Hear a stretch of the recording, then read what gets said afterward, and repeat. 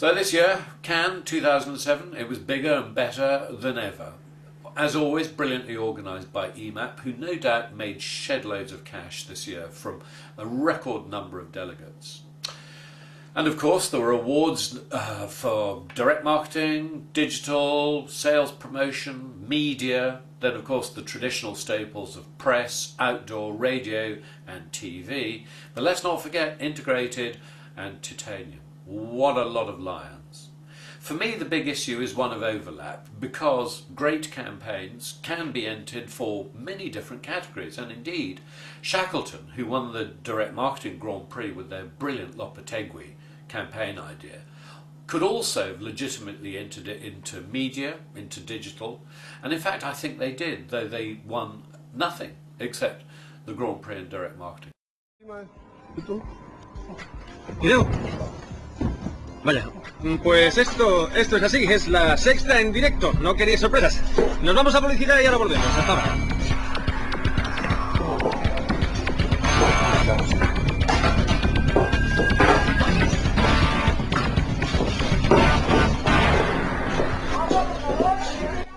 Similarly, Droga 5 won the Grand Prix for integrated, and yet the same campaign was only worthy of a silver in direct marketing. There are some anomalies here. For me, the most interesting work was in the direct marketing media sort of area, though hats off actually to the promo Grand Prix winner from New Zealand. What they did was to take all the blood of the New Zealand All Blacks rugby players and mix it in with the inks that printed their annual poster of the team. And this poster, made with their DNA, was available to you if you bought one of the replica shirts. Brilliant. Most depressing of all, I thought, was the sheer quantity of scam work in press and outdoor. You know, where lions were handed out to dogs' homes and charities no one's ever heard of, and one gold lion went to a fancy dress hire shop. Oh yeah.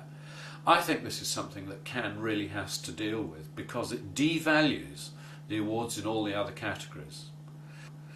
But anyway, that's just my view. Now let's hear from Rory Sutherland. I suppose one of the observations would be that the very best work, or at least the most highly awarded work, tended to be multimedia work. It tended to be campaigns, ideas that actually transcended media. And quite right that should be so, I think. And in fact, one or two people actually commented adversely on that, suggesting that, you know, you didn't stand much of a chance this year if you just done a piece of direct mail. Now that's not really true. There were three winners that were, three gold winners I think, or two, which were conventional media.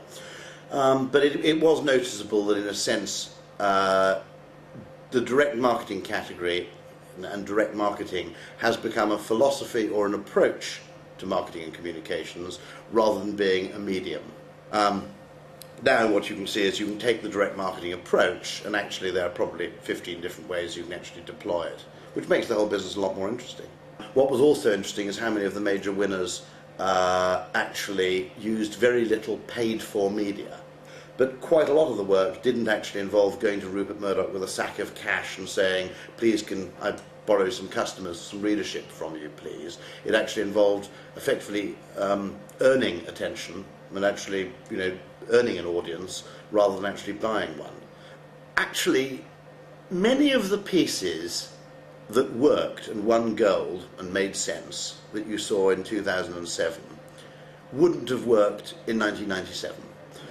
Something like Dove, for example, would have been an interesting curiosity as a piece of film in 1997, whereas now actually it's justified alone on its YouTube audience size.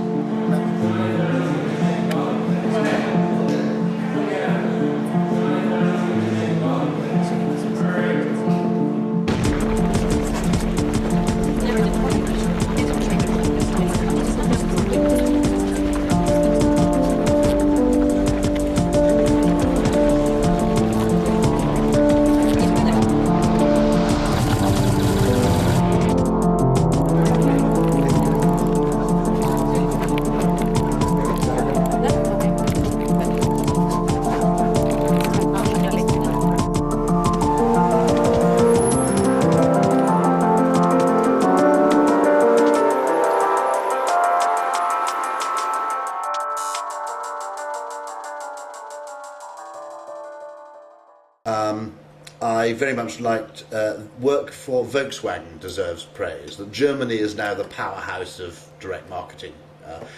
Undoubtedly has taken the mantle from the UK.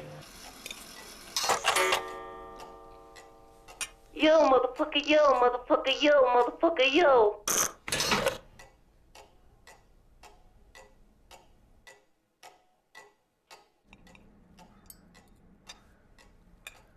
A wonderful piece, I thought, for the British Council of Australia, which involved sending the actual teachers at art colleges in Australia, first of all, a work of art, sort of painted oil piece called, I think, Travesty, and various films by outraged British struggling artists who were particularly peeved that this British Council grant the opportunity to study with, say, Damien Hirst or Vivienne Westwood had gone to an Australian, not a Brit.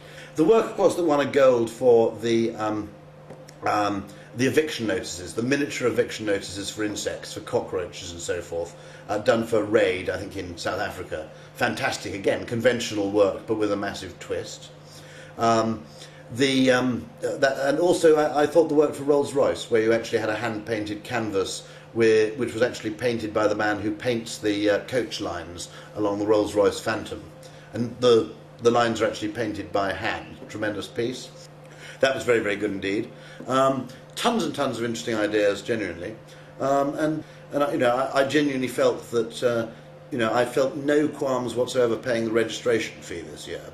Now, from being effectively, what I always called a film festival for ADD sufferers, an enormous orgy of incredibly short filmmaking, to something which is genuinely a forum for discussion, and where I think I could claim that, the budget for registrations should now come out of the training budget rather than out of the awards budget.